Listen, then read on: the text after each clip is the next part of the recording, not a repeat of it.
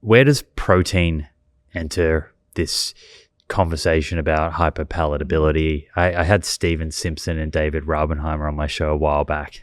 You'd be familiar with their work in protein leverage, and they have a book called Eat Like the Animals, which I loved, particularly listening to them narrate that. It was great. They both have amazing voices.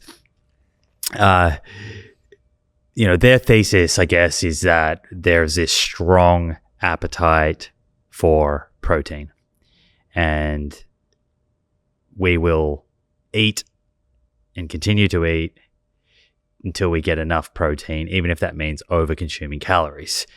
And when they look at overweight and obesity, I believe that they explain, maybe not all of it, but a large part of that due to the fact that our food environment is what they would say is protein dilute.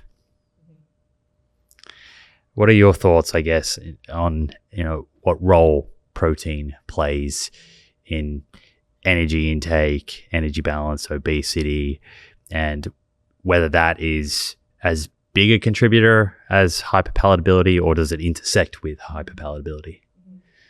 Yeah, it's certainly an interesting area. And I can say that we've looked at it a bit in its relation with hyperpalatability, because in hyperpalatability, protein is not considered. So it's just not looked at all. However, in looking at, for example, a lot of the, fat and sodium hyperpalatable foods, they're often things that contain high protein. And so, that always, I always thought that was a little bit curious, knowing the, kind of protein leverage and kind of the premise of having, low, kind of a protein dilute type food supply.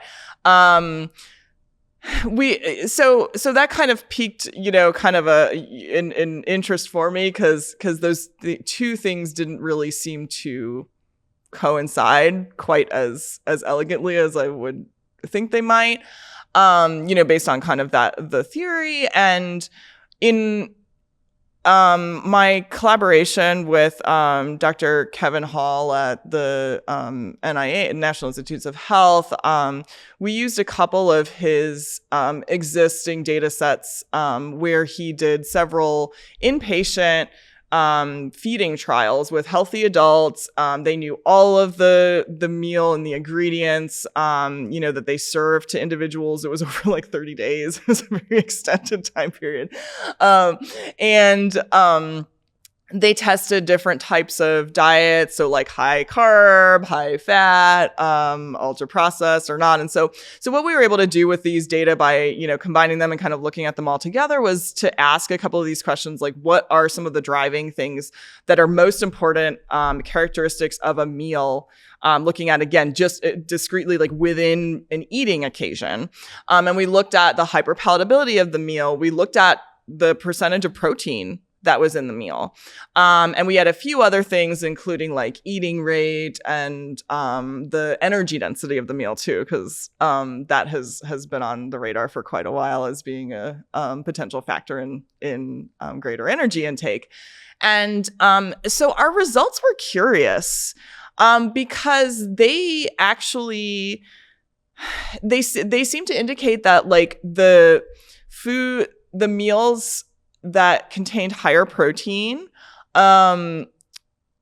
people tended to eat more of them. Yeah.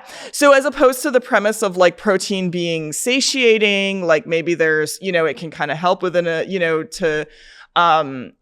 with intake, we found that the hyperpalatability of the meal, and the energy density were really important drivers of the meal, but of intake within the eating occasion.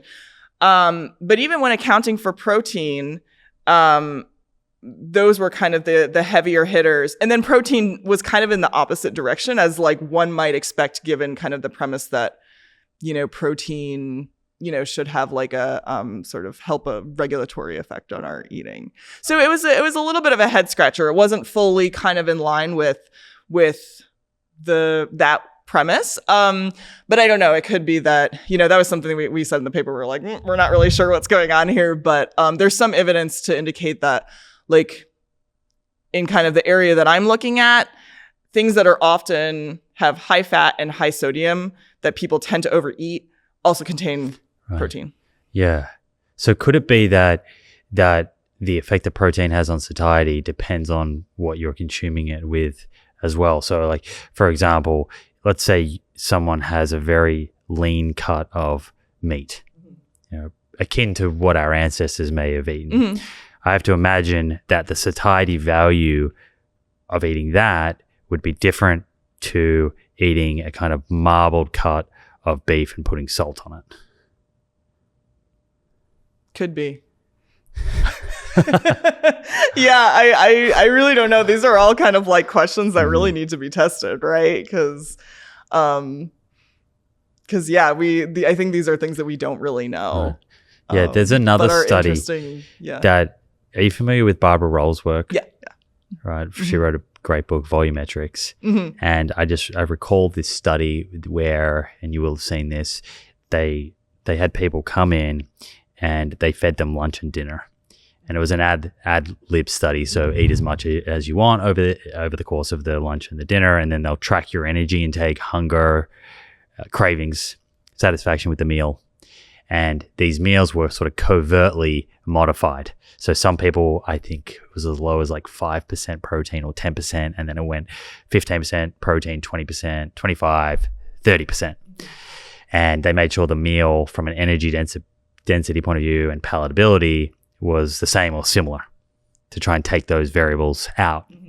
And so the idea here is if protein is inherently satiating and going to reduce appetite, then the people that were eating the 30% protein meals across the day should have a lower energy intake. But they didn't see that. So it was the same energy intake. And I've always found, I guess, that result difficult to reconcile with Stephen Simpson and David Raubenheimer's work. So it sounds like there's more research to be done on protein.